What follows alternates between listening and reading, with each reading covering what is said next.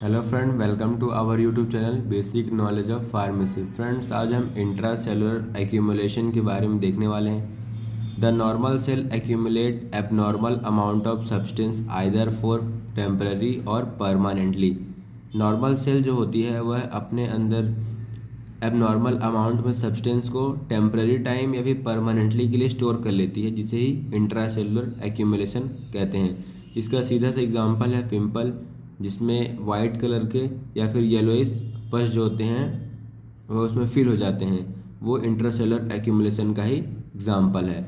विच में be harmful to the cell and may cause cell injury in the cell, जो कि cell के लिए हार्मफुल होते हैं और सेल में सेल इंजरी कॉज कर जाते हैं। This is the structure of normal cell. यह नॉर्मल सेल है।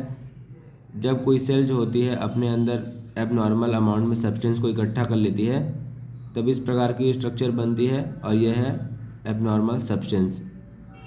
इंट्रासेलुलर एक्यूमुलेशन को टू टाइप्स में क्लासिफाइड किया गया है। फर्स्ट है टाइप 1 एक्यूमुलेशन एंड सेकंड है टाइप 2 एक्यूमुलेशन। टाइप 1 क्या है? कलेक्शन और accumulation of normal substance in the cell. Cell जो होती है अपने अंदर नॉर्मल सब्सटेंस को एक्यूमुलेट कर लेती है या फिर स्टोर कर लेती है, जिसे ही टाइप 1 एक्यूमुलेशन कहते हैं। इसके एग्जाम्पल हैं carbohydrate, water, protein and lipids. Type 2 accumulation क्या है? Collection of abnormal substance in the cell. Cell जो होती है एबनॉर्मल सब्सटेंस को अपने अंदर स्टोर कर लेती है या फिर कलेक्ट कर लेती है, इसे टाइप 2 एक्यूमुलेशन कहते हैं। एबनॉर्मल सब्सटेंस को टू पार्ट्स में डिवाइड किया गया है, एंडोजीनस सब्सटेंस और exogenous substance.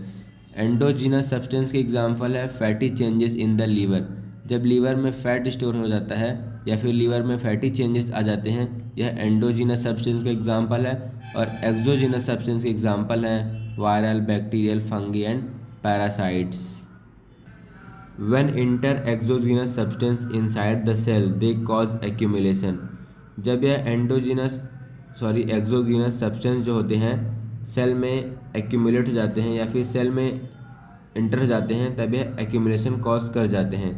And they release toxins and harmful substance, और यह अपने टॉक्सिन्स और हार्मफुल सब्सटेंस को सेल में रिलीज कर देते हैं, जिस कारण क्या होता है? They cause cell injury and effect physiologically function in the cell, जो कि सेल में सेल इंजरी कॉज करते हैं और सेल के फिजियोलॉजिकल फंक्शन को डिक्रीज कर देते हैं। इंट्रासेलुलर के एबनॉर्मेलिटीज़ के बारे में देखते हैं। तो कौन कौन सी एबनॉर्मेलिटी है जिसके कारण इंट्रासेलुलर एक्यूमुलेशन हो जाता है? तो फर्स्ट है fatty changes in liver. Liver में जो फैटी चेंजेस होता है वह भी इंट्रासेलुलर एक्यूमुलेशन का एग्जाम्पल है। इसके बारे में देखते हैं। तो production upon metabolism is not equal to 1, मतलब लीवर में जितना फैट का प्रोडक्शन हो रहा है उतना मेटाबॉलिज्म नहीं हो पा रहा है, तब जो फैट होता है लीवर में स्टोर होते जाता है। This condition occurs is when the production of fat is high and the metabolism is enough. यही कहा गया है कि जब फैट का प्रोडक्शन ज़्यादा हो रहा है और उसका मेटाबॉलिज्म नहीं हो पा रहा है। ड्यू टू दिस कंडीशन, इस कंडीशन के कारण fatty changes takes place in the liver, liver में फैटी चेंजेस हो जाता है।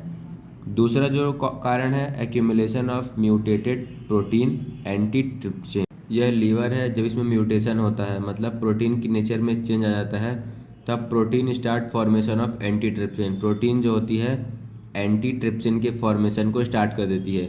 यह एंटीट्रिप्सिन करता क्या है? तो प्रोटीन के डाइजेशन को डिक्रीज कर देता है या फिर स्टॉप कर देता है। जब एंटीट्रिप्सिन का ओवर एक्सेसिव होता है, तब लीवर में प्रोटीन का कलेक्शन जो होता है बढ़ते जाता है, जो कि यह सेलुलर फंक्शन को अफेक्ट कर देता है, जिस कारण भी इंट्रासेलुलर एक्यूमुलेशन हो जाता है। इंट्रासेलुलर एक्यूमुलेशन का थर्ड एग्जाम्पल है loss of enzyme. Different type के एंजाइम के लॉस होने के कारण भी इंट्रासेलुलर एक्यूमुलेशन हो जाता है। जैसे protein are digested by protease enzyme, protein का जो डाइजेशन होता है प्रोटीज एंजाइम के द्वारा। Lipids are digest by lipase enzyme, lipids का डाइजेशन जो होता है लाइपेज एंजाइम के थ्रू होता है। Carbohydrates are digest by amylase enzyme, carbohydrates जो होते हैं अमाइलेज एंजाइम के थ्रू डाइजेस्ट होते हैं।